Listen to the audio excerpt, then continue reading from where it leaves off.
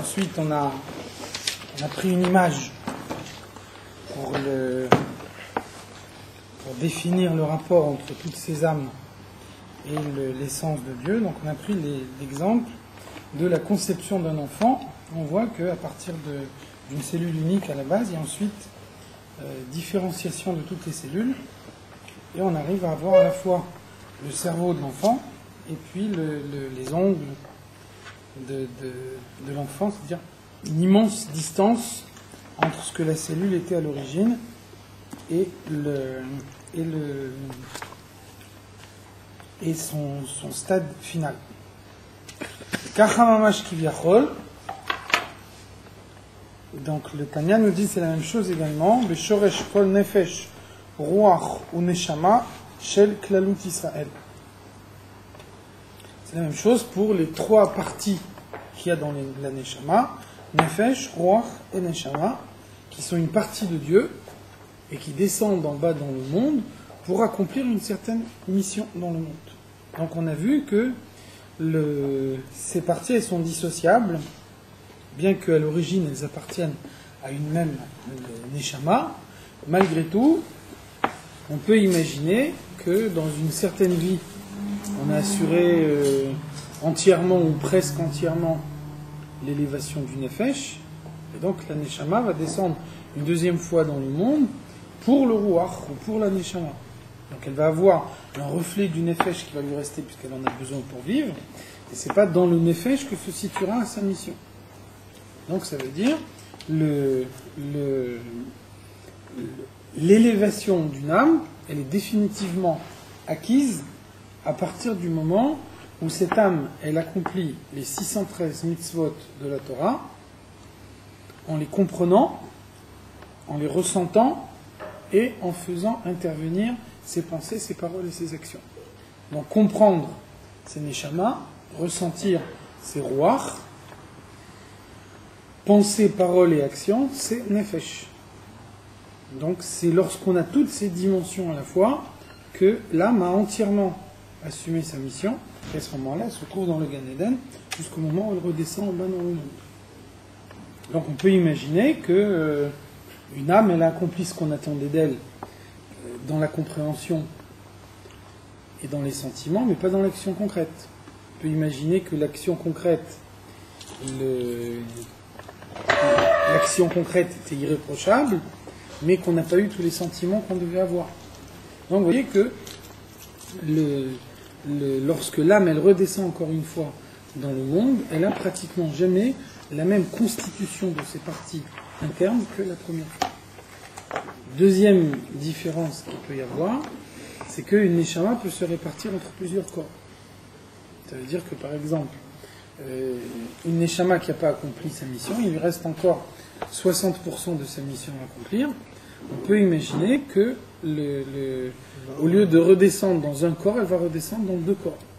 Et à ce moment-là, chaque corps, par exemple, va recevoir 30% de la mission.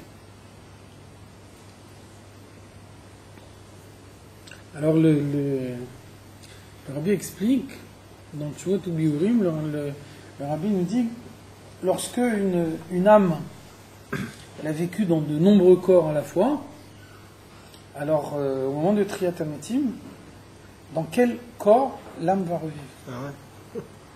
Alors Rabbi nous dit, c'est tous les corps à la fois qui revivent. Pourquoi? Parce que la Neshama, elle s'appelle un Etzem.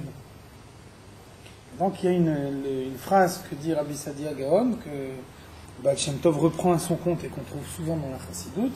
On dit Etzem she'ata tofes b'miktsato, ata tofes b'kulo. Quand on détient une partie du Etzem, alors on détient la totalité du Etzem. Une partie du Etzem, elle a en elle toutes les qualités du Etzem. Ça, c'est une expérience qu'on fait toujours à l'école primaire. On prend une sèche. Une sèche, c'est un animal qui a un tissu monocellulaire. Et donc cet animal, on le coupe en deux, et on s'aperçoit qu'il ne meurt pas. Les deux parties du corps vivent séparément. Ça veut dire que chez un homme, le corps, il est composé. Dans le corps, il y a un cerveau, un cœur, etc., un foie. Donc on a besoin de tous ces organes-là pour pouvoir vivre. Donc si on coupe le corps en deux, chaque moitié du corps, il lui manque ce qu'il y a dans l'autre moitié, donc il ne peut plus vivre. Par contre, si vous avez un tissu monocellulaire, ça veut dire l'ensemble de l'animal est constitué seulement d'une seule cellule. Donc ça, c'est une expérience qu'on fait régulièrement à l'école. On coupe l'animal en deux et on s'aperçoit que les deux parties de l'animal vivent indépendamment l'une de l'autre. Pourquoi ? Parce que le tissu de cet animal est constitué avec une seule cellule. Donc ça, c'est la différence entre Etsem et Itpashtut. Etsem, ça veut dire tout est pareil. Itpashtut, ça veut dire on prend seulement une partie. Donc la Neshama, c'est un Etsem.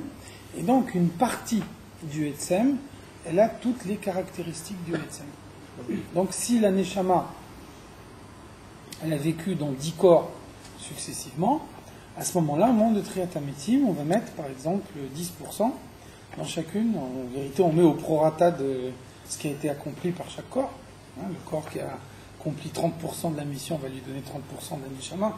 Le corps qui a accompli 10% de la mission va lui donner 10% de la Neshama. Maintenant, dans la pratique, on s'aperçoit que le corps qui a en lui 30% de la Neshama et le corps qui a en lui 10% de la Neshama, ils vivent tous les deux de façon identique. Ça, c'est un Etsem. Une partie du Etsem possède toutes les caractéristiques du Etsem. Donc on peut avoir tous les corps à la fois qui revivent.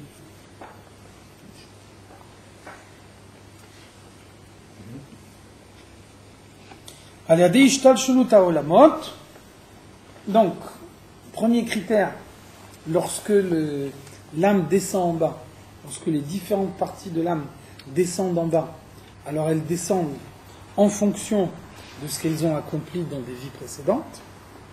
Et puis, deuxième critère qu'on a vu déjà la dernière fois, qui est répété ici, ces différentes parties de l'âme, elles vont passer par l'enchaînement des mondes, Atzilut, Bria, Yetzira, Asiya, et donc elles vont plus ou moins s'imprégner des mondes qu'elles traversent.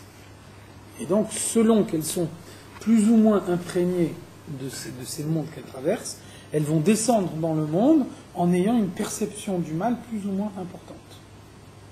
Donc un tzaddik on l'appelle une neshama d'Atsilut. Donc une neshama d'Atsilut, c'est-à-dire une neshama qui, après qu'elle est sortie d'Atsilut, a traversé tous les autres mondes sans s'imprégner de ces mondes. Donc dans Atsilut, le mal n'existe pas. À propos d'Atsilut, on dit Lo yagur chara, le mal ne t'habite pas. Donc puisque en Atsilut, il n'y a pas le mal, la neshama qui quitte Atsilut et qui ensuite traverse les mondes suivants sans s'imprégner du monde qu'elle traverse, elle arrive en bas dans le monde en n'ayant pas la perception du mal. C'est pour ça que le tzaddik va voir, en étant dans le monde, dans la mesure où lui, il ne perçoit pas le mal du monde.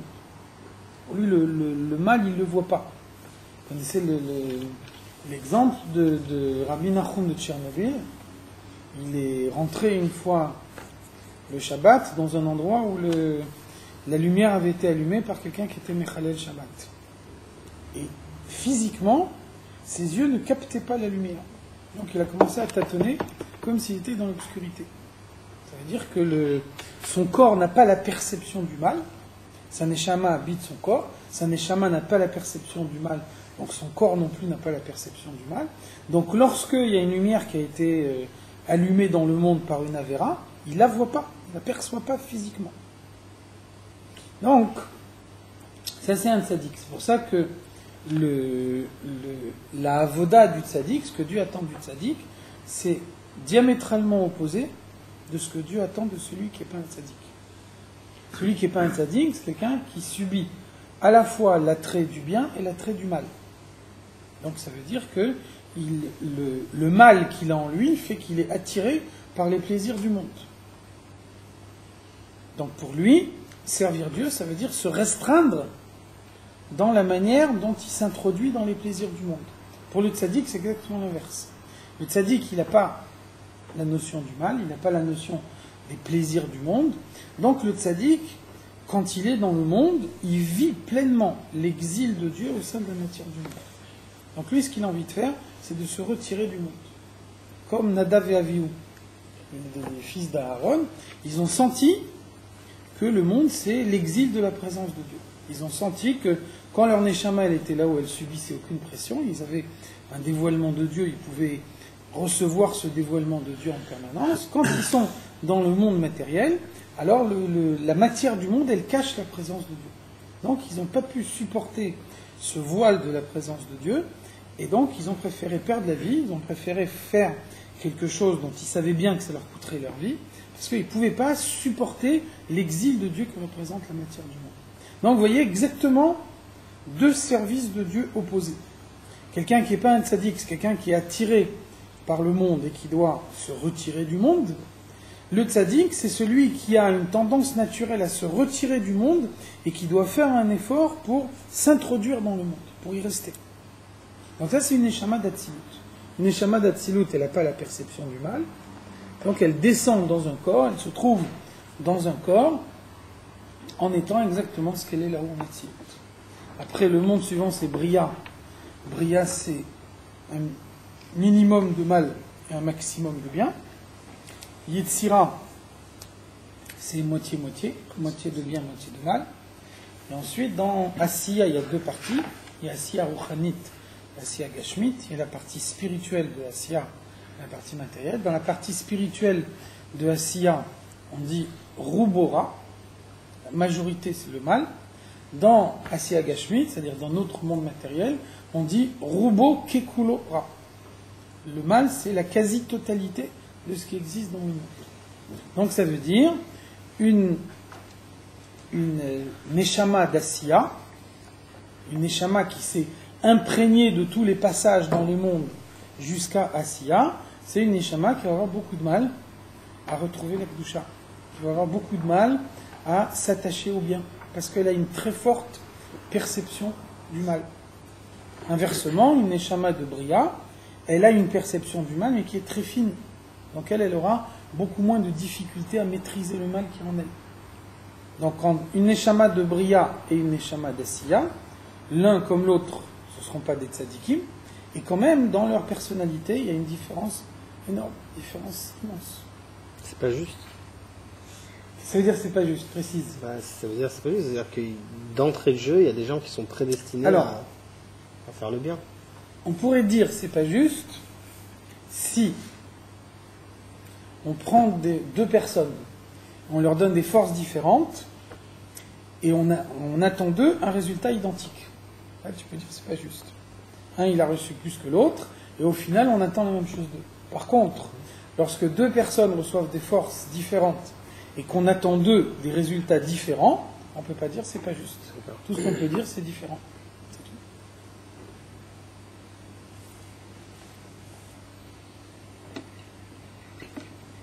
Donc, Nechokmato Idbaer, on a vu que la Chokhma d'Atsilut, c'est le stade le plus haut de la création, c'est la seule sphira dans laquelle on peut dire que la lumière et le Keli sont du même niveau, puisque Chokhma, c'est Koachma, la force de la soumission.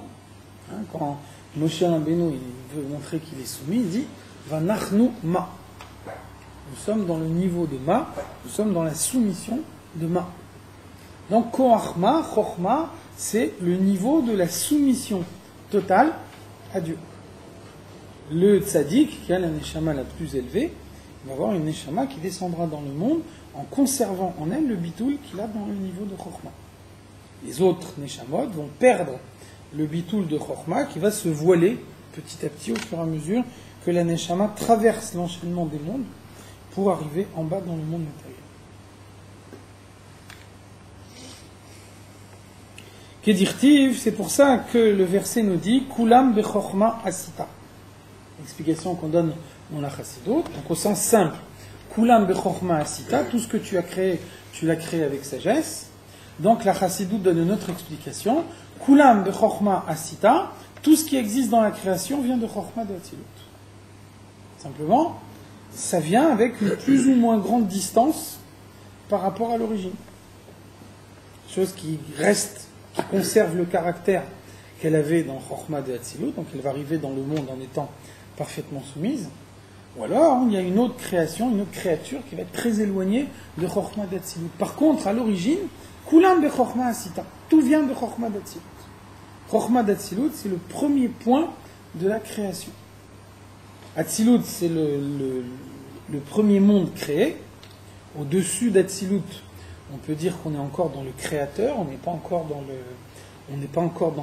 la créature.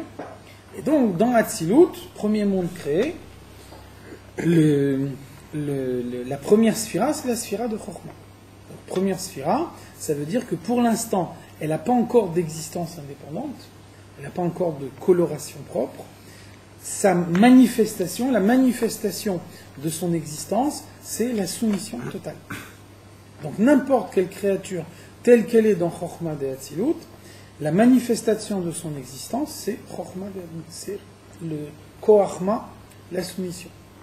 Moshe Rabbeinu, qui représente Chokhmah de Atzilut, en bas matériellement dans le monde, sans qu'il soit modifié par rapport à ce qu'il est là-haut dans sa source spirituelle, Moshe Rabbeinu, il parle de Dieu en disant « je ».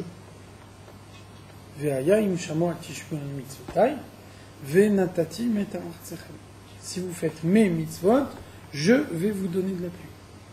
Ça veut dire, sa neshama rentre dans un corps physique en n'étant absolument pas modifié par rapport à ce qu'elle est dans Chokhmah de Atzilut. Donc, comme dans Chokhmah de Atzilut, la soumission est totale, la neshama de Moshe Rabbeinu rentre dans son corps en étant totalement soumise, au point qu'il peut parler de Dieu en disant « je ».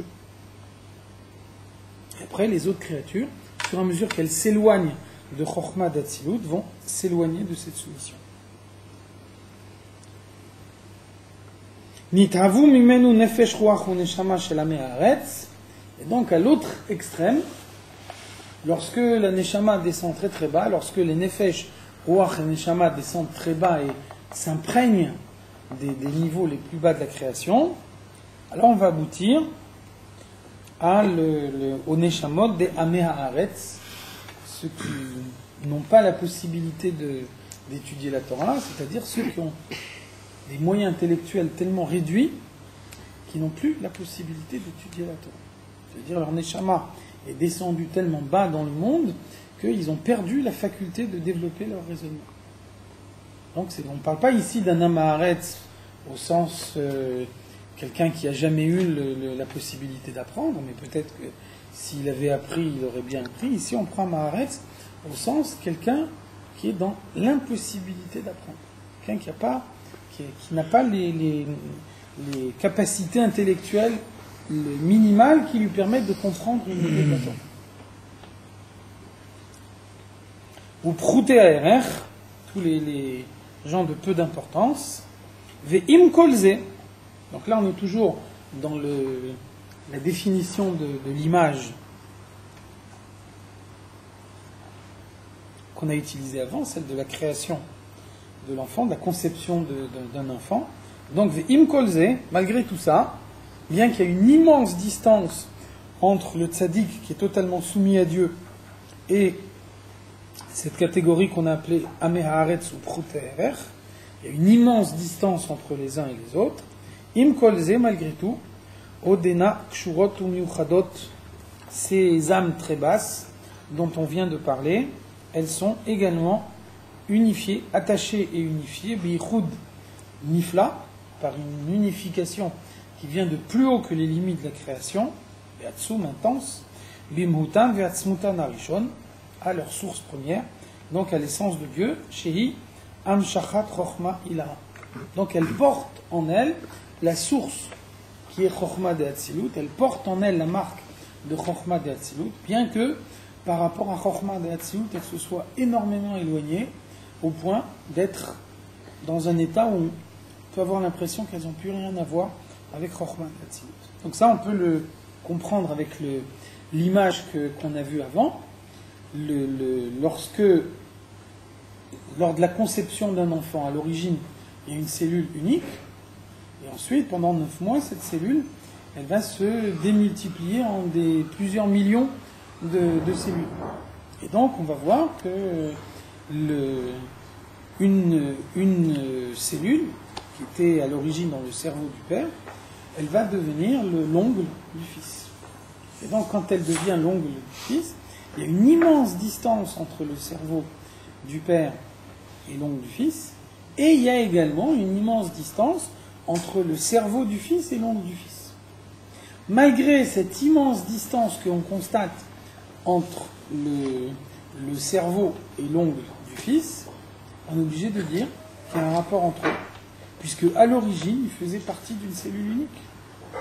Même s'il y a eu une immense quantité de mutations qui ont permis que la cellule devienne ce qu'elle devienne, il n'empêche qu'il y a eu un moment où l'un et l'autre faisaient partie d'une cellule unique.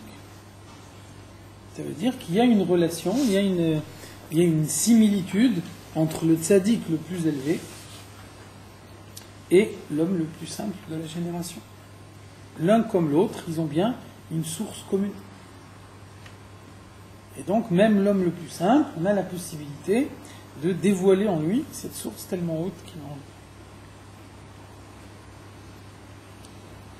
Qui est nikat vechayut nefesh ruach uneshama shel amei haaretz ou mi nefesh ruach uneshama shel hatzadikim ve'achachamim roshei bnei Israël shel bedoram. Maintenant, pour conclure sur cette idée-là, le Tanya introduit ici une nouvelle idée. On a parlé maintenant, jusqu'à maintenant, on a parlé de la hiérarchie des âmes, c'est-à-dire de la manière dont une âme descend dans le monde et ensuite elle s'imprègne du niveau dans lequel elle est dans le monde. Alors maintenant, le Tanya nous dit, si on reprend l'exemple qu'on a donné, l'exemple de la conception d'un enfant, alors on voit que non seulement toutes les cellules qui constituent le corps de l'enfant, à l'origine, elles émanent d'une cellule unique, ce qui veut bien dire qu'elles sont liées entre elles, mais on voit que lorsque les cellules du corps de l'enfant s'organisent entre elles pour constituer un corps, alors à ce moment-là, il y a une hiérarchie entre ces cellules. Qu'est-ce que ça veut dire ? Ça veut dire que plus une cellule du corps de l'enfant est proche de ce qu'elle était à l'origine dans le père, et plus cette cellule va avoir une place plus élevée dans la hiérarchie du corps de l'enfant. Ça veut dire que la cellule, elle vient du cerveau du père. C'est la raison pour laquelle la partie de la cellule du cerveau du père qui est devenue le cerveau de l'enfant va diriger tout le corps de l'enfant. Donc le cerveau du fils, c'est la partie la plus élevée de son corps. En dessous, il y a le cœur, qui est moins élevé que le cerveau, etc.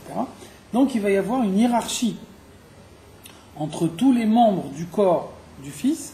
Et le critère qui détermine cette hiérarchie, c'est la place de la cellule du cerveau de l'enfant par rapport à ce qu'elle est dans le cerveau du père. Donc, qu'est-ce que ça a comme conséquence dans ce que nous on explique ici ? Nous, on a montré jusqu'à maintenant la hiérarchie qu'il peut y avoir entre la source spirituelle d'une âme et ce que cette âme, elle devient quand elle est en bas dans le monde. Maintenant, constater une hiérarchie à l'intérieur des membres du corps du Fils, ça veut dire aussi qu'il y a une hiérarchie entre les âmes qui appartiennent à une même génération. De la même façon que le cerveau du Fils, il est resté ce qu'était le cerveau du Père, et c'est le fait que le cerveau du Fils, il est resté ce qu'était le cerveau du Père, qui lui donne la légitimité pour pouvoir commander les autres membres du corps. Donc de la même façon, dans chaque génération, il va y avoir un rabbi de la génération qui a gardé en lui une neshama qui est exactement identique à ce que Dieu a mis en lui. Le fait que lui, il a une neshama qui est identique à l'essence de Dieu, il a en lui une neshama qui est une partie de Dieu, c'est le cas de tout le monde, mais chez les autres, la neshama, quand elle arrive dans leur corps, elle a pu subir une modification profonde. Alors que chez le rabbi de la génération, on est sûr que cette neshama qu'il a en lui, elle est restée intacte par rapport à ce qu'elle était à l'origine. Ça fait qu'il y a une hiérarchie, que le tzaddik de la génération, c'est lui qui est chargé de distribuer la vitalité à la génération. De la même façon que dans le corps de l'enfant, le cerveau de l'enfant, il va diriger tous les membres du corps. Donc un membre du corps, il n'a pas le choix, il n'a pas le libre arbitre. Le bras, il ne peut pas dire « je refuse d'obéir au cerveau », c'est impossible. Donc de la même façon, le tzaddik de la génération, c'est celui qui va donner la vie à toute la génération. Donc il y a ceux qui en sont conscients, il y a ceux qui n'en sont pas conscients. Mais ça ne change rien, le niveau de conscience ne change rien. Dans un cas comme dans l'autre, c'est le tzaddik de la génération qui donne la vie aux membres de la génération. Exactement de la même façon que le cerveau, il fait vivre tous les membres du corps. Donc ça, c'est la troisième idée qu'on introduit ici dans le texte. Jusque-là, on n'a parlé que du dévoilement des âmes au fur et à mesure qu'elles traversent l'enchaînement des mondes. Là, on parle à l'intérieur même d'une génération, le lien qu'il peut y avoir entre les âmes elles-mêmes. Une âme est attachée à une autre âme. Donc maintenant qu'on a compris ça, le Tanya nous dit au Bzé Yuvan, ça nous permet de comprendre, Mahamar Hazal, les Chachamim nous expliquent, Al Pasuk Uldov Kabo. Il y a un verset dans la Torah qui dit Uldov Kabo. Il faut s'attacher à Dieu, se coller à Dieu. Et donc la Gemara pose la question, qu'est-ce que ça veut dire s'attacher à Dieu? Quand quelqu'un a une existence physique, à ce moment-là, on peut imaginer de s'attacher à quelqu'un qui a une existence physique. Dieu, il est immatériel. Qu'est-ce que ça veut dire pour nous de nous attacher à Dieu? Donc la Gemara elle répond, chez Kol Adabek Betalmidei Chachamim, lorsque quelqu'un s'attache au Talmidei Chachamim, Ma'ale ala vakatuv keilu nidbak bishchina mamash. À ce moment-là, on le considère comme s'il s'était attaché à Dieu. Qu'est-ce que ça veut dire? Ça veut dire un homme qui appartient à la catégorie des Amei Haaretz, ce qu'on appelait avant Amei Haaretz. C'est quelqu'un qui a en lui une âme divine, seulement son âme divine elle a subi un certain nombre de mutations, d'après l'image qu'on a vue avant, ce qui fait que quand cette âme divine elle arrive dans son corps, elle est complètement diminuée, entre guillemets, cachée, voilée, elle n'a plus la possibilité de se dévoiler telle qu'elle était en sa source. En réalité, elle est parfaitement attachée avec sa source, et à n'importe quel moment, elle peut se dévoiler comme elle était dans sa source. Mais en tout cas, pendant le moment où elle est dans le corps d'un Am Haaretz, alors elle est complètement cachée. C'est pour ça qu'un Am Haaretz, il est dans une impossibilité matérielle de pouvoir comprendre des paroles de la Torah. Donc maintenant, cet Am Haaretz, il veut s'attacher à Dieu. Qu'est-ce qu'il peut faire? Il a en lui une âme divine qui est intacte, mais qui est très cachée. Qu'est-ce qu'il peut faire? Il peut s'attacher à quelqu'un qui possède la même âme divine que lui, mais chez qui cette âme divine, elle est beaucoup moins cachée. C'est le moyen qu'il a, lui, de pouvoir s'attacher à Dieu. L'âme divine telle qu'elle est chez lui, elle est cachée. Lui, il a des moyens limités. Donc s'il reste sur lui-même, il reste en circuit fermé, alors il peut avoir qu'un lien avec Dieu limité. Par contre, quand il s'attache à un Talmid Chacham, il s'attache à quelqu'un qui a en lui une âme divine qui est la moins voilée possible par rapport à ce que permettent les limites du monde matériel. Alors c'est par son intermédiaire à lui qu'il arrive à s'attacher à Dieu. C'est de cette façon-là que lui, il est attaché à Dieu malgré ses propres limites. Donc c'est ça ce que la Gemara nous dit ici. C'est pour ça qu'on dit s'attacher à un Talmid Chacham, ça peut paraître choquant. La Torah elle parle de s'attacher à Dieu. Dieu c'est pas un homme. Au contraire, Dieu c'est immatériel, c'est pas limité par les limites du monde. Là on est en train de nous dire on s'attache avec quelqu'un qui est un homme physique, un homme qui a des limites matérielles. Et c'est par son intermédiaire à lui qu'on arrive à s'attacher à Dieu. Alors ça l'explication. L'explication c'est que lui il a gardé en lui une âme divine qui est intacte. Donc ça c'est la force du Talmid Chacham. Le Talmid Chacham c'est celui qui arrive, grâce à la Torah qu'il a étudiée, à dévoiler en lui toute la force de son âme divine. Donc le Rabbi explique dans une sikha, le Rabbi nous dit, avec ça on peut comprendre une halakha que le Rambam il donne, qu'autrement, si on n'a pas cette explication du Tanya, alors on ne comprend pas du tout ce que le Rambam veut dire. Le Rambam nous dit Melech shemachal al kvodo, en kvodo machul. Si un roi il dit je renonce à l'honneur qui m'est dû, alors à ce moment-là, on est obligé de lui donner l'honneur qu'on lui doit. On ne tient pas compte de ce qu'il a dit. bien qu'il a dit moi je renonce à l'honneur qu'on me doit, on ne tient pas compte de ce qu'il a dit, on doit quand même l'honorer d'après toutes les halachot que trouve dans la Torah sur l'honneur qui est dû au roi. Rav shemachal al kvodo, kvodo machul. Quand un Rav il dit je renonce à l'honneur qui m'est dû, à ce moment-là, kvodo machul. On n'est pas obligé de l'honorer. Parce que lui-même il dit qu'il ne faut pas lui faire du kavod de la façon dont la Torah demande de faire du kavod à un Rav, donc on ne lui fait pas. Alors le Rabbi il dit, si on regarde le Rambam, si on lit le Rambam de cette façon-là, on peut penser, le sens simple de ce que le Rambam nous dit ici, c'est que le kavod du roi il est plus grand que le kavod du Rav. Donc, tellement le kavod du roi il est grand, que même quand le roi il dit je renonce à mon kavod, alors on lui donne quand même le kavod, parce que lui son kavod il est très important. Par contre le Rav il a un kavod moins important que le roi. Donc quand le roi il dit, quand le Rav il dit je renonce à mon kavod, on lui donne pas le kavod. Le Rabbi dit le pshat du Rambam c'est exactement l'inverse. Ça veut dire le roi c'est quelqu'un que on l'honore en tant que roi.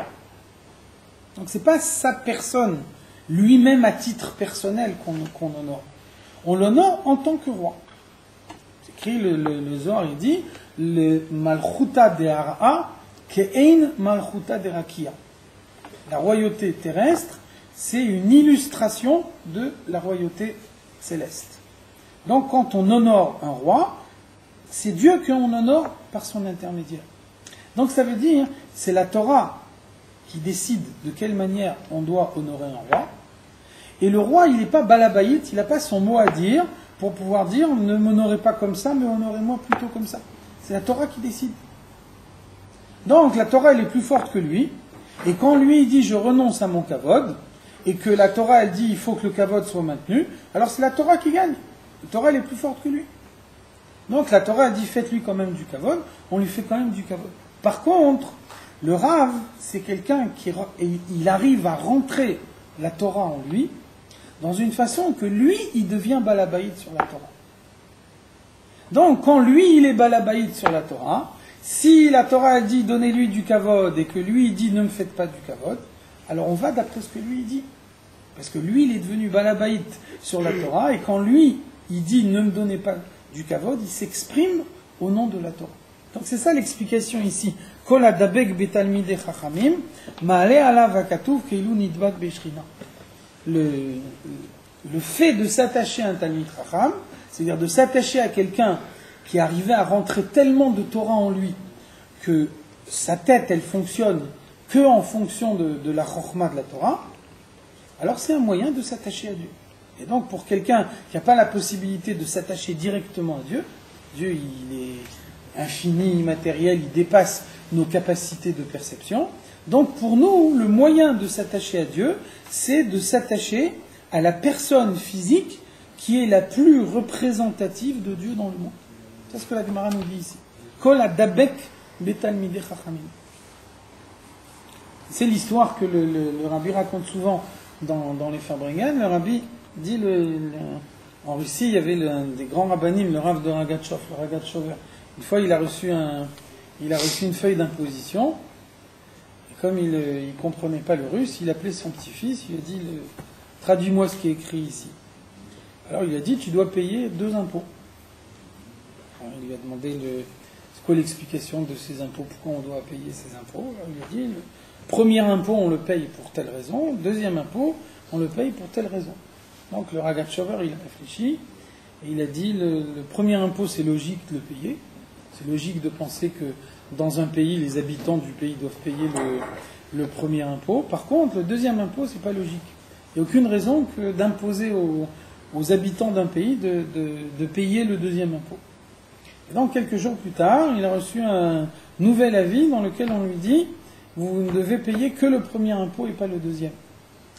Donc, le Rabbi il explique qu'est-ce qui se passe ici. Le Ragatchover, c'est quelqu'un qui raisonne uniquement par le sechel de la Torah. C'est quelqu'un qui n'a pas de personnalité propre, c'est quelqu'un qui n'a pas d'intelligence propre. Son intelligence, sa façon de raisonner, le fonctionnement de son sechel, c'est le sechel de la Torah. Il a rentré en lui tellement de Torah que chaque fois qu'il raisonne, il raisonne en fonction de la Torah qu'il a apprise. Donc, même quand il raisonne sur un problème du monde, il raisonne, est-ce que c'est logique que les gens qui habitent un pays, ils payent tel impôt ou ils payent pas tel impôt. Donc, quand lui, il arrive à la conclusion, tel impôt c'est logique de le payer, et tel impôt c'est pas logique de le payer, c'est pas lui à titre personnel qui s'exprime. C'est la Torah qui s'exprime par son intermédiaire. Donc, c'est comme s'il faisait un psak din, que d'après le din, d'après la halacha, il faut payer le premier impôt et pas le deuxième. Donc, un rav, il fait un psak din, la metsiout du monde, elle se met en conformité avec le psak du rav. Donc, c'est pour ça qu'après, on lui a dit qu'il est dispensé de payer le deuxième impôt. Donc, c'est ça ce que ça veut dire, kola dabek betalmid chacham. Bien que Dieu, il ne se dévoile pas physiquement dans le monde, mais il peut y avoir des tzadikim qui dévoilent la présence de Dieu dans le monde de telle façon que l'âme divine qui porte en eux, elle n'est pas modifiée par rapport à ce qu'elle est dans l'essence de Dieu. Et donc pour nous, le moyen de s'attacher à Dieu, puisque nous on vit dans un monde matériel et qu'on a une perception physique des choses, donc la Gemara nous dit, le moyen pour nous de nous attacher à Dieu, c'est de nous attacher au tzaddik qui représente Dieu dans le monde, qui représente le plus clairement Dieu dans le monde. Ah mais non, excusez-moi, si le Nefesh Elokit il est enfermé, comment il fait pour s'attacher, même si c'est une grande, même si Tzadik il a une grande Neshama et tout. Il n'est jamais complètement enfermé. Ça veut dire, c'est seulement Racha Veralo, quelqu'un qui arrive au niveau le plus bas du Racha, que lui il est dans une situation où son effet chez Lokit, il n'a plus du tout de répondant dans le corps. Et ce dont on parle, les Amaharet, là, c'est pas ce cas-là. Un Amaharet, c'est pas ce cas-là. Un Amaharet, c'est quelqu'un que les capacités de sa Neshama sont réduites. Donc ça veut dire, il a du mal à être attiré par la Kedusha, il a du mal à résister aux attraits du mal, il a du mal à se concentrer sur une étude parce qu'il n'a pas les facultés intellectuelles qui lui permettent de développer un raisonnement. Donc lui, tout ce qu'il va faire, ça va être très limité, parce qu'on lui a donné des capacités limitées. Et comme tu disais tout à l'heure, c'est pas injuste, parce que le fait qu'on lui a donné des capacités limitées, ça veut dire qu'on attend de lui un résultat limité. Maintenant, dans le cadre du résultat limité qu'on attend de lui, il a la possibilité de s'attacher au Talmid Chacham et d'obtenir du Talmid Chacham tout ce qui lui manque à lui pour aller de l'avant. Et au contraire, lui, il n'a pas le choix. Lui, il ne peut pas faire autrement. Donc c'est le Talmid Chacham qui va venir compléter ce qui lui manque pour venir lui permettre d'avancer.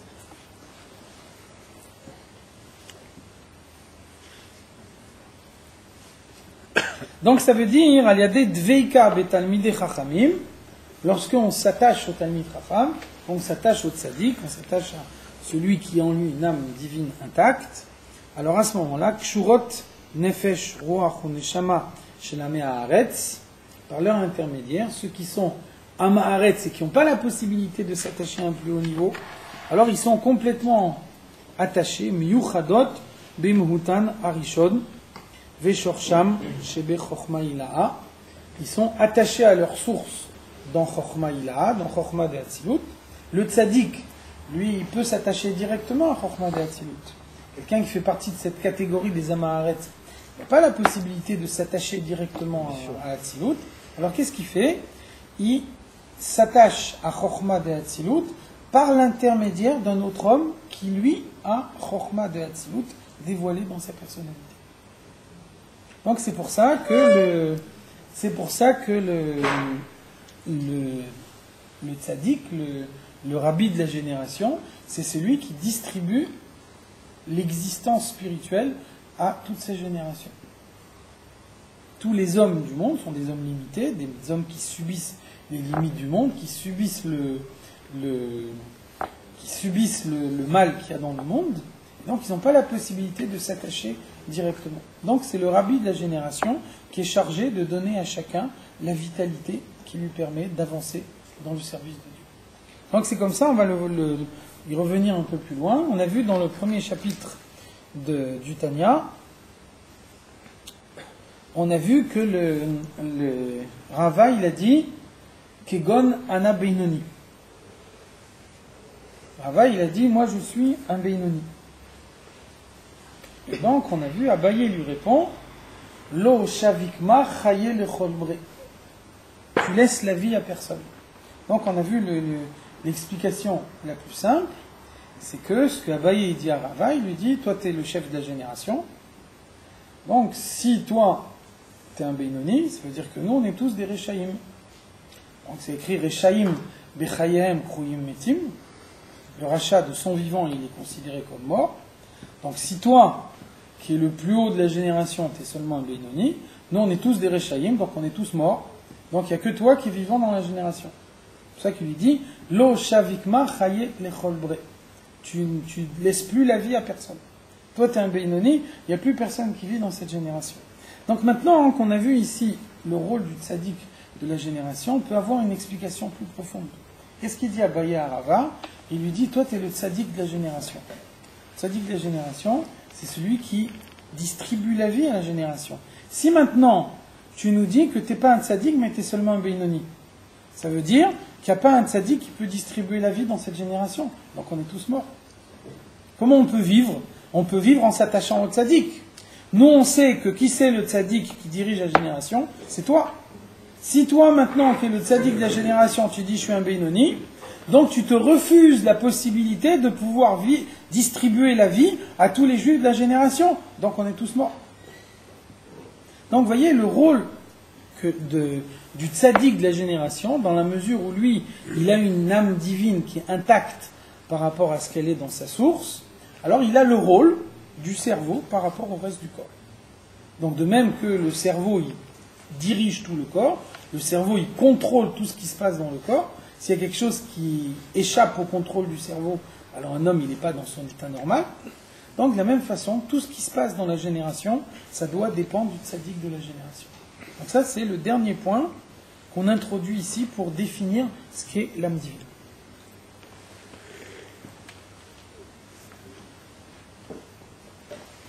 Donc, ça veut dire que par l'intermédiaire du tzaddik, alors on est attaché à Chochma Ila, Chochma de Hatzilut, Shehu Yitbarer ve Chochmato Echad, Vehu Amada vechulu. Et donc, on a vu avant que Chochma de Hatzilut, c'est un niveau qui est totalement soumis, qu'il n'y a plus d'existence personnelle, la soumission, elle est totale. Et donc, celui qui a en lui une neshama qui vient de Chochma de Hatzilut, il est totalement soumis à Dieu. Et donc, celui qui n'a pas une neshama de Chochma de Hatzilut, quand il s'attache à celui qui a une neshama de Chochma de Hatzilut, alors il arrive lui aussi à être soumis à Dieu. C'est comme ça que le Tanya va nous expliquer un peu plus loin. Il y a la Gemara, c'est dans la Gemara Megillah, la Gemara pose une question. Il y a un pasuk dans la Torah, on dit Ve'ata ma Hashem Elokecha shoel meimach ki im leira et Hashem. Qu'est-ce que Dieu il te demande? Pas grand-chose, seulement de le craindre. Ki im leira et Hashem. La façon dont le pasuk il est rédigé, on a l'air de dire c'est vraiment pas grand-chose qu'on te demande. Craindre Dieu, c'est pas grand-chose. Alors la Gemara, elle pose la question, la Gemara, elle s'interroge sur ce pasuk. Elle dit Atu yira milta zutreti. Est-ce que vraiment craindre Dieu, c'est une petite chose? Et après, la Gemara, elle répond In legabe Moshe milta zutreti. Oui, effectivement, pour Moshe, craindre Dieu, c'est une petite chose.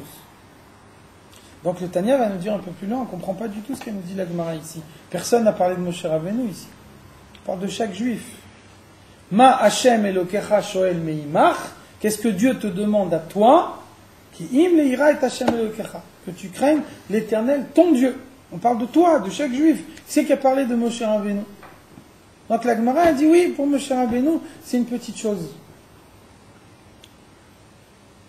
Donc, c'est l'explication. C'est que chacun a en lui la possibilité de s'attacher au Moshe Rabbeinu de la génération. Donc si on s'attache au Moshe Rabbeinu de la génération, par l'intermédiaire du Moshe Rabbeinu de la génération, là, craindre Dieu, ça devient une petite chose. Si c'est par mes forces propres, moi je dois m'attacher à Chochma de Hatzilut, alors que ma Neshama, elle fait partie de la catégorie des Amé Haaretz, donc j'ai une distance immense pour pouvoir m'attacher à Chochma de Hatzilut, là j'arrive pas. Par contre, lorsque je m'attache au Moshe Rabbeinu de la génération, et que je sais que pour lui, craindre Dieu c'est une petite chose, alors à ce moment-là, quand moi je suis attaché à lui, alors pour moi aussi ça devient une petite chose. Donc maintenant, entre parenthèses, le Rabbi va poser une question ici. Ve'aposhim ou mordim betalmidei chachamim. Si quelqu'un se révolte contre le Talmid Chacham. Donc il y a 3 niveaux. Il y a celui qui s'attache au Talmid Chacham pour pouvoir recevoir la vitalité que le Talmid Chacham distribue. Il y a celui qui est passif, qui ne sait pas que c'est le Talmid Chacham qui distribue, donc on peut imaginer que même qu'il est passif, en tout cas il ne fait rien contre, donc on peut lui donner la vitalité à lui également. Après il y a la 3e catégorie, quelqu'un que ouvertement il se révolte contre le Talmid Chacham. Korach, il se révolte contre Moshe Rabbeinu. Donc si quelqu'un il se révolte contre le tzaddik de la génération, de quelle manière il va recevoir sa vitalité? Poshim ou mordim et talmidei chachamim, si il y a des juifs qui sont dans un niveau tellement bas qu'ils se révoltent contre ceux qui pourraient leur donner la vie, alors qu'est-ce qui se passe dans ce cas-là? Yenikat, nefesh, ruach, ou neshama shelahem, malgré tout, leur nefesh, leur ruach et leur neshama vont recevoir la vitalité des talmidei chachamim. Il n'y a pas d'autre moyen de recevoir la vitalité. On est obligé de passer par les tzadikim de la génération pour pouvoir recevoir la vitalité. Donc même celui qui se révolte contre le tzadik, lui aussi il reçoit sa vitalité du tzadik. Seulement, qu'est-ce qui se passe dans ce cas-là? Miprinat achoraim shel nefesh ruach neshama nishmat talmidei chachamim. Les talmidei chachamim vont leur donner la vitalité qui vient de la partie la plus extérieure.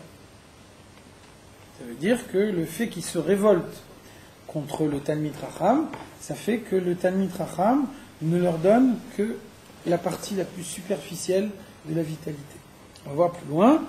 Le Tanya va nous citer l'expression du Zohar, Keman deshadi batar kitfoy, comme quelqu'un qui jette quelque chose par derrière son épaule. J'ai quelqu'un que vraiment j'aime pas, j'ai pas envie de le voir, j'ai pas envie de voir son visage, néanmoins je suis obligé de lui donner quelque chose. Alors qu'est-ce que je vais faire? Je vais jeter la chose que je dois lui donner par derrière mon épaule, de façon à ne pas être obligé de me retourner et à lui donner ce que j'ai à lui donner sans le regarder. Donc c'est évident que cette façon-là de donner, ça fait qu'on donne de la manière la plus extérieure qu'on peut donner. Donc le Talmid Chacham, le tzaddik, le rabbi de la génération, il donne la vitalité à tout le monde, mais évidemment, il donne à chacun la vitalité de la manière dont on est attaché à lui. Plus on est profondément attaché à lui, et plus la vitalité qu'on reçoit est profonde. Inversement, moins on est attaché à lui, plus on se révolte contre lui, et plus la vitalité qu'on reçoit, c'est une vitalité superficielle. Dans tout état de cause, chaque juif de la génération doit recevoir la vitalité par les talmidei chachamim de la génération. Il n'y a pas d'autre moyen, pour la raison qu'on disait avant, c'est que celui qui n'est pas un tzaddik, il a en lui une âme divine qui a été modifiée par rapport à ce qu'elle est en sa source. Et donc le matériel, il ne peut pas s'attacher directement au spirituel, donc il ne peut s'attacher à sa source spirituelle que par l'intermédiaire de quelqu'un qui a conservé son effet chez le kit intact. Pas d'autre moyen. Donc en tout état de cause, tous les juifs de la génération reçoivent leur vitalité par l'intermédiaire des tzadikim de la génération.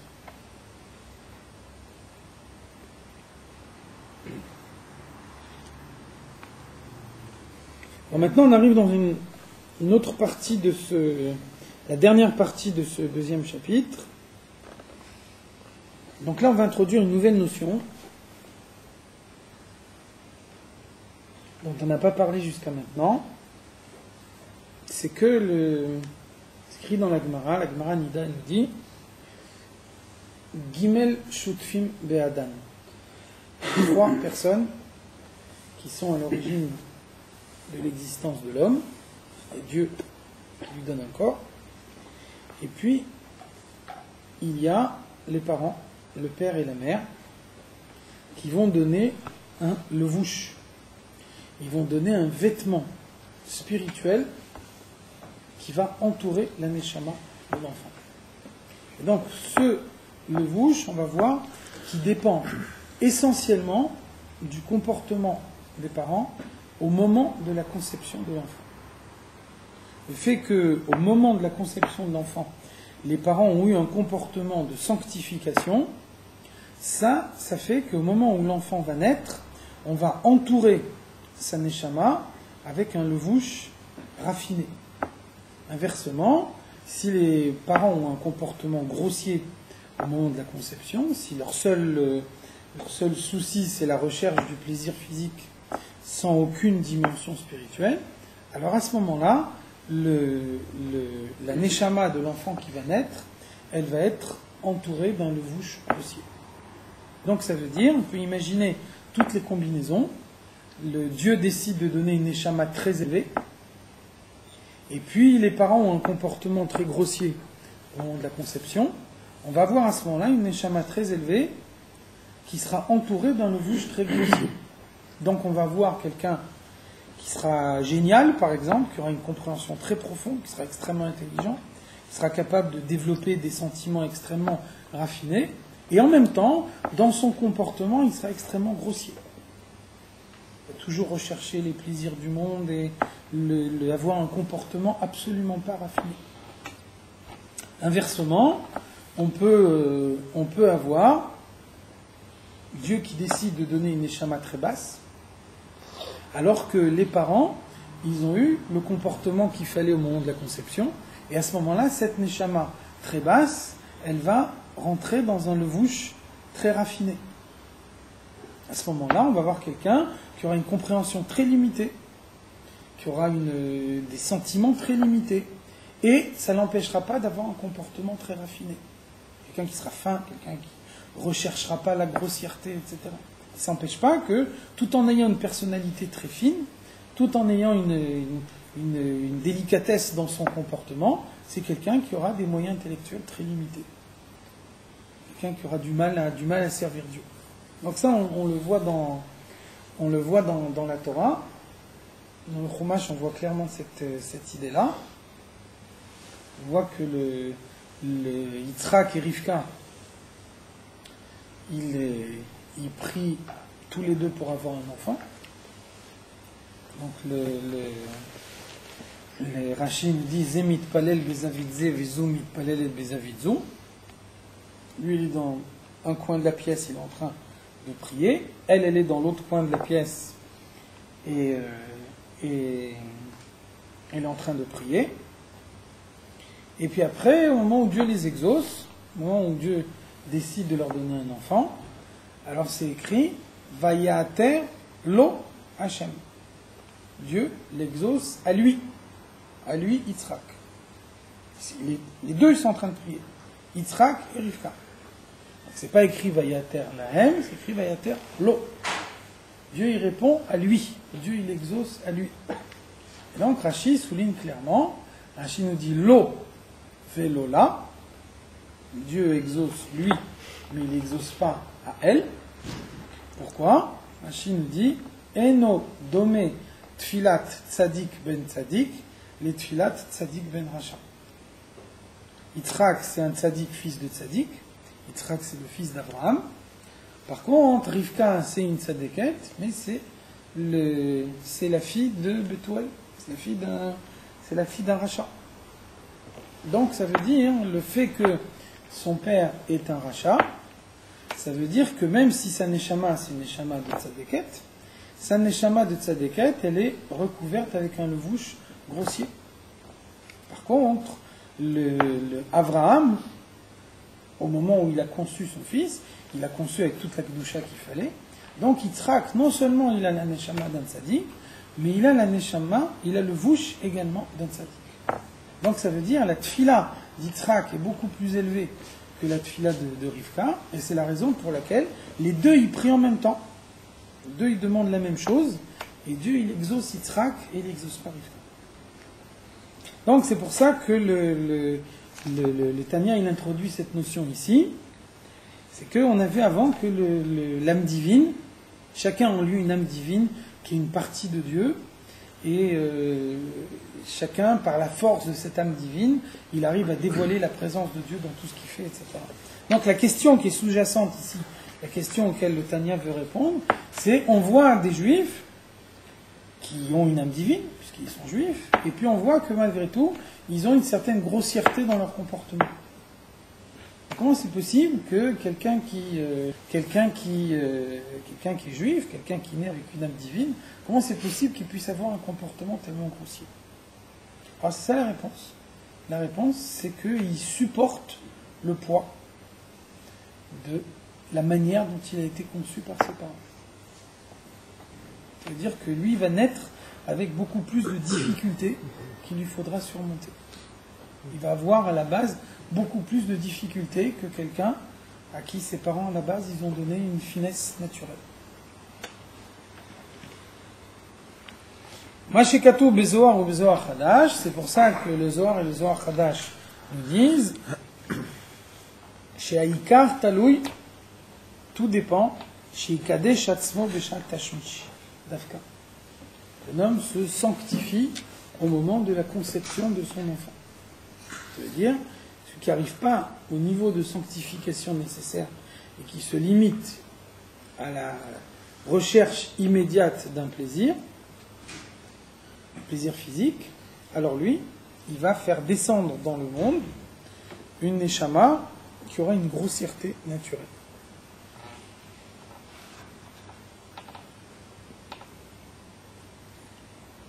Enken bnei amei haaretz. Donc ça veut dire que les fils des amei haaretz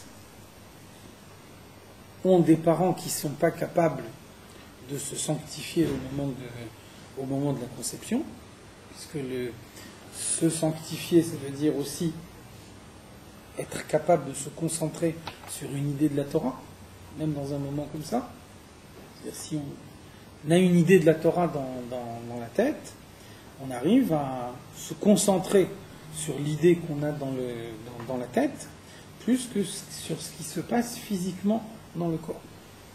Donc un Amaharetz, il n'est pas capable de faire ça, puisque lui, il ne connaît pas la Torah. Donc, il ne connaît pas la Torah, il n'est pas capable de penser à la Torah quand il marche dans la rue, à plus forte raison, il n'est pas capable de penser à la Torah quand il est avec sa femme. Donc ça veut dire que, immanquablement, le fils du Amaharetz, il va naître avec une grossièreté naturelle qui est imputable à ses parents. Haïnou, c'est quoi l'explication?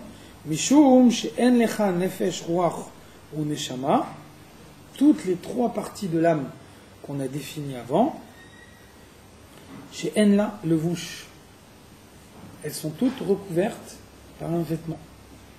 Toutes les neshamot ont systématiquement un vêtement. Alors qu'est-ce que c'est cette notion de vêtement? On voit que par exemple dans la Chassidoute, la pensée, la parole et l'action sont appelés des vêtements. Donc qu'est-ce que c'est la définition d'un vêtement? Un vêtement, c'est ce qui permet d'entrer en communication avec quelqu'un d'autre. Vous voyez bien que le Shabbat, vous vous habillez pas de la même façon que pendant la semaine. Quand vous allez travailler, si vous faites un travail salissant, vous n'allez pas vous habiller de la même façon que si vous allez à une fête. Ça veut dire que la façon de s'habiller, c'est déjà un premier contact avec l'événement auquel on se prépare. Donc vous voyez bien que quand on voit que quelqu'un est habillé d'une certaine façon, de la manière dont il est habillé, on a déjà une idée de ce qu'il se prépare à faire. Donc finalement, un vêtement, c'est quoi? C'est quelque chose qui permet d'entrer en contact avec quelqu'un d'autre. Parce que vous voyez bien que quand vous avez un premier contact avec quelqu'un, la manière dont il est habillé, ça vous renseigne déjà, ça vous donne déjà quelques indications sur le type de relation que vous pouvez avoir avec lui. Donc c'est la même chose en spirituel. Les pensées, c'est ce qui permet à l'homme de correspondre avec lui-même. La parole, c'est ce qui permet à l'homme de correspondre avec un interlocuteur. Correspondance immédiate, ça veut dire qu'on adresse une parole à quelqu'un qui est présent. Une seconde après, la parole, elle s'envole. Et si on n'est pas présent au moment même où elle a été prononcée, alors on l'a raté. Et puis après, l'action concrète, c'est une entrée en contact avec quelqu'un de façon à impacter le monde en fonction de la relation qu'on a eue. Donc après, une fois qu'on se retire, on laisse une marque dans le monde en fonction de ce qu'on a fait dans cette action. Vous connaissez, il y a la sikha du rabbi précédent qui dit que une fois il a vu une peinture.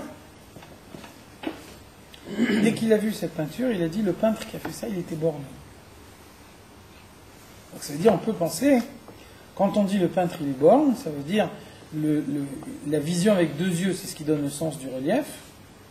Et donc quelqu'un qui voit avec un seul œil, il voit tout plat. Il n'a pas le sens du relief. Donc ça veut dire, on peut penser, qu'est-ce que ça veut dire que le peintre il était borgne? Ça veut dire la peinture elle a été faite de telle façon que dans cette peinture on ne voit pas le relief. Maintenant, le rabbi dit plus profondément, le fait que quelqu'un physiquement il n'a pas le sens du relief, c'est en réalité uniquement une projection sur le monde physique de ses forces spirituelles. Il n'a pas le relief spirituel, et c'est pour ça que quand il regarde les choses physiquement, alors physiquement, le relief lui manque, parce que spirituellement aussi, il n'a pas le relief. Donc il a représenté sa peinture avec une absence de relief matériel qui est la conséquence d'une absence de relief spirituel. Qu'est-ce que ça veut dire? Ça veut dire que il veut entrer en contact avec le monde. Il voit une scène dans le monde et il fait une peinture qui lui permet de reproduire ce qu'il a vu. Alors il peut entrer en contact avec le monde qu'avec ce qu'il a en lui. Comme dans ses forces spirituelles, il n'a pas la force du relief, alors il va entrer en contact avec le monde en introduisant dans le monde une image dans laquelle le relief est absent. Donc vous voyez que le contact avec quelqu'un, le contact avec le monde, c'est faire sortir à l'extérieur de soi ce qu'on a à l'intérieur de soi. Donc le moyen qu'on a de le faire, c'est les pensées, les paroles et les actions. Alors c'est exactement la même chose pour la Neshama. La Neshama, le Nefesh Elokit, c'est une partie de Dieu. Maintenant, cette partie de Dieu, on a vu que elle peut très bien être enfermée dans une boîte et elle ne se révèle jamais. Comme si on ne la possédait pas. Donc ça veut dire, pour que cette âme divine qu'un homme il a en lui, elle puisse se révéler à l'extérieur, elle a besoin d'un vêtement. Le vêtement, c'est ce qui va permettre à l'âme divine de s'extérioriser. Alors ce vêtement-là, il est donné par les parents. Un homme qui parle, qui pense ou qui agit, c'est lui qui crée lui-même ses propres vêtements pour pouvoir entrer en contact avec l'extérieur. Dans la Neshama qu'on fait rentrer dans un enfant qui vient de naître, c'est évident que cet enfant qui vient de naître, on ne peut pas lui demander à lui de créer ses propres vêtements. Donc qui c'est qui va créer les vêtements dans ce cas-là? C'est les parents. Ça veut dire que le fait que les parents ils ont un comportement grossier, ça va donner un vêtement grossier à la Neshama. Et ça fait que chaque fois que cette Neshama va s'exprimer dans le monde, elle va s'exprimer d'une façon grossière. Donc c'est deux choses différentes. Il y a la Neshama d'une part, et il y a le vêtement qui entoure cette Neshama d'autre part. Seulement, en même temps, c'est deux choses différentes, et en même temps, chaque fois que la Neshama, elle doit s'exprimer, elle ne peut s'exprimer que à travers ce vêtement. Donc ça veut dire, si le vêtement qu'on donne à la Neshama, c'est pas le meilleur vêtement qu'on peut lui donner, là il y a un handicap de départ. Là effectivement, la Neshama, elle doit supporter un poids de départ.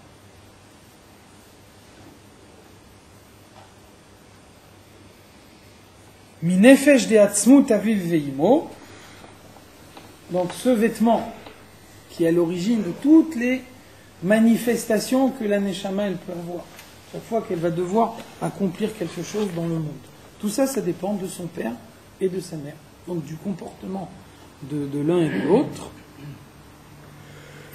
Chol ha-mitzvot she'oseh, akol al-yadei oto alvush.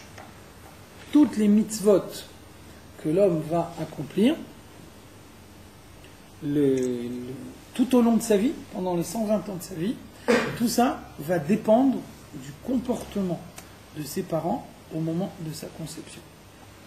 Donc ça veut dire une pensée, une idée qu'on a dans la tête au moment de la conception d'un enfant, elle peut modifier toute la vie. Vous connaissez le Geret HaRamban, il y a la lettre du Ramban, que le Ramban écrit à un Khatan pour expliquer l'importance du mariage. Et donc pour expliquer cette idée-là, pour expliquer l'importance de se sanctifier au moment de la conception d'un enfant, le Ramban il raconte une histoire.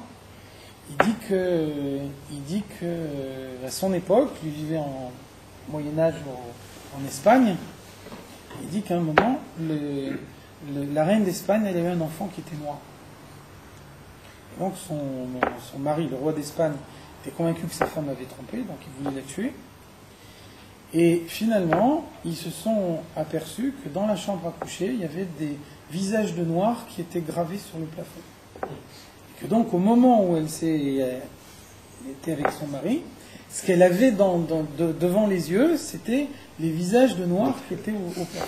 Ça, c'est l'histoire que le Ramban raconte. C'est-à-dire quand on marque son esprit d'une certaine façon, alors on arrive à ce que ce qui a été marqué dans son esprit, ça puisse s'inscrire même physiquement dans l'enfant qui naît. Donc ça veut dire, pendant toute sa vie, il va supporter la conséquence du comportement que ses parents nous ont eu pendant quelques instants.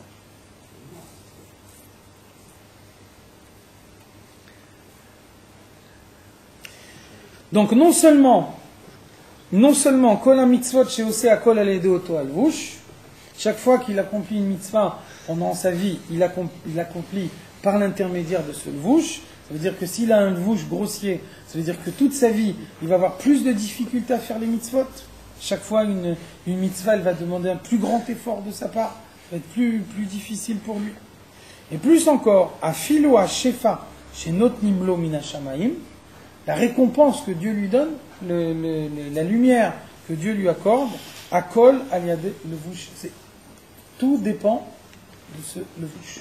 Ça veut dire qu'on peut imaginer que sa récompense, la lumière de Dieu qu'il arrive à dévoiler dans le monde, le but de l'accomplissement d'une mitzvah, c'est de dévoiler la lumière de Dieu dans le monde. La lumière qu'il va recevoir, elle va être systématiquement réduite par le fait que le levush qui entoure sa neshama, c'est un levush qui n'est pas adopté. C'est pas juste. Hein? C'est pas juste. Au moins, tu es prévenu. L'enfant, quand il grandit, il peut raffiner son levush. Oui. L'enfant peut raffiner son levush, mais c'est très dur. Il Très dur. lutte contre sa nature, il peut raffiner. Hein? Il lutte contre sa nature, mais il peut raffiner son levush. Il peut raffiner, bien sûr, il peut modifier les choses, mais plus le levush il est naturellement grossier, et plus l'enfant il va avoir des difficultés à le faire.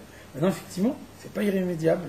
De même que on a vu avant que quelqu'un il peut naître avec des moyens intellectuels limités. Ça aussi, c'est pas irrémédiable.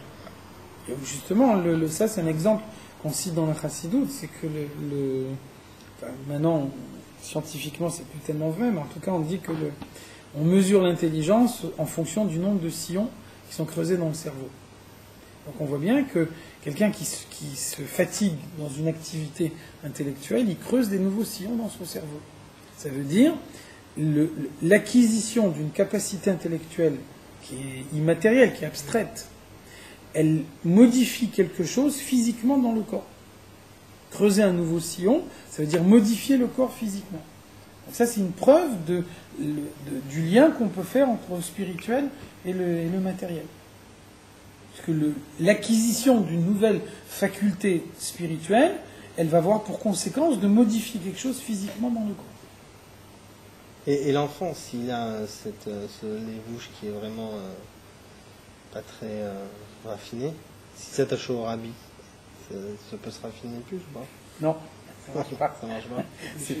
C'est pas la clé. Chaque chose, elle correspond.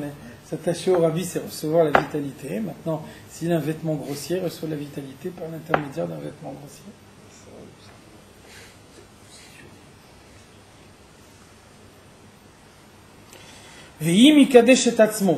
Par contre, celui qui parvient à se sanctifier au moment de la conception de l'enfant, alors de cette façon-là, Yamshir levush kadosh le nishmat bno.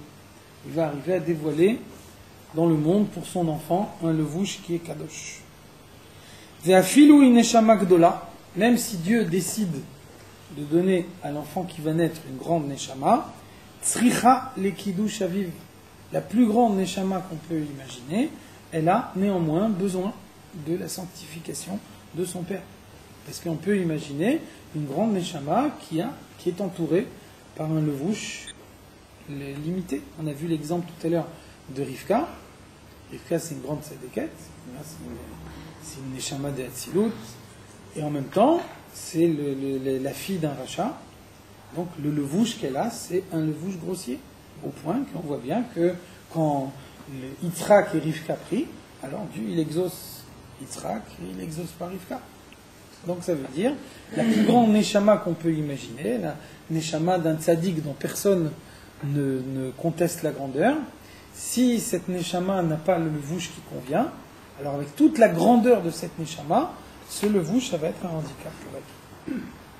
Ah, la neshama atzma, inversement, donc dans l'autre sens, la neshama elle-même, inelifamim nishmat adam gavoa leenketz ba liot bno shel adam nivze veshafel. Peut imaginer une neshama d'une immense élévation qui va naître de parents qui sont des parents très humbles. Donc vous voyez qu'il y a bien deux choses complètement différentes, complètement indépendantes l'une de l'autre. C'est la neshama d'une part et le levouche d'autre part. La neshama, elle est totalement indépendante du comportement des parents. La neshama, elle dépend entièrement de Dieu. C'est Dieu qui va décider que tel enfant il va recevoir une neshama extrêmement élevée, tel autre enfant va recevoir une neshama très basse. Ça, c'est entièrement dans les mains de Dieu. Il n'y a pas quelque chose que les parents peuvent faire pour recevoir plutôt tel neshama ou plutôt tel autre. Par contre, cette neshama, une fois qu'elle descend dans le monde, qu'elle rentre dans le corps de l'enfant, elle va se révéler dans son comportement à travers ce levouche. Et ce levouche, il dépend entièrement du comportement des parents. Donc on peut imaginer une grande neshama dans un levouche grossier, comme on peut imaginer une neshama très basse dans un levouche très raffiné. Comme chez Katava Harizal, Kol Ze b'Likutei Torah. Donc le Harizal explique tout ça dans l'Likutei Torah, Parshat Vayera, Betamei HaMitzvot, Parshat Bereshit. Donc le Harizal revient beaucoup sur le Gilgul HaNeshamot. Donc le Harizal il écrit le Sefer HaGilgulim. Donc il montre comment les Neshamot redescendent plusieurs fois dans le monde. Donc on peut imaginer que lorsqu'une Neshama descend dans le monde, l'élévation de cette Neshama dépend de ce qu'elle a accompli dans une vie précédente. C'est évident qu'une Neshama qui descend dans un corps, elle n'est pas coupée de ce qui s'est passé dans la vie précédente. Donc ça veut dire, si dans la vie précédente elle a une grande élévation, alors on peut imaginer qu'elle conserve la grande élévation qu'elle avait dans la vie précédente, et que c'est en fonction de ça qu'elle va se dévoiler dans ce corps-là avec quelque chose qu'elle doit accomplir, qui est peut-être une petite chose qui manquait par rapport à une vie précédente qui était déjà très élevée. Donc ça veut dire, La neshama ne dépend pas seulement de cette vie-là, elle dépend aussi des vies précédentes. Par contre, le levouche, il dépend que de cette vie-là. C'est-à-dire de ce que les parents ils ont fait au moment de la naissance de cet enfant. Donc ça veut dire le fait que dans une vie précédente, il a eu des parents très élevés, ça ne modifiera pas le fait que les parents de sa vie actuelle ne sont pas capables de lui donner un levouche élevé. Donc là, c'est une deuxième différence entre le levouche et la neshama. La neshama, elle est conditionnée par les vies précédentes. Il faut voir ce qu'elle accomplit dans les vies précédentes, voir ce qu'il lui reste à accomplir, voir quelle mission on lui confie, voir si c'est réparti entre une neshama, entre plusieurs neshamot. En tout cas, la partie de la neshama qui est dans le corps, c'est pas uniquement cette neshama-là. Elle reste attachée avec toutes les autres parties de la neshama dans la même génération et dans les générations précédentes. Par contre, le levouche, il dépend que de ce corps-là. Parce que le corps, c'est le résultat de ce qui est donné par le père et par la mère. Et donc, le fait d'avoir eu des parents très élevés dans une vie précédente, ça ne changera rien du tout pour cette vie. Donc, on met les deux ensemble, mais la neshama, elle dépend de tout ce qu'il y a eu avant, alors que le levouche, il dépend que de ce qui s'est passé d'un coup.